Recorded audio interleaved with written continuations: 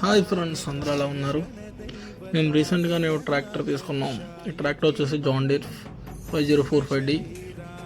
దీనికైతే ఫస్ట్ మా డాడీ చిన్న కొబ్బరికి కొట్టి అండ్ డ్రైవ్ చేశారు, స్టార్టింగ్ డ్రైవ్. నేను మా తమ్ముడు మా ఫ్రెండ్స్ అందరూ వెళ్ళి ఒకసారి చెక్ చేసుకుని ట్రాక్టర్ తీసుకున్నాం. ఇది వచ్చేసరికి తాడేపల్లిగూడెం జాన్ డీర్ షోరూంలో మేము డెలివరీ తీసుకున్నాం.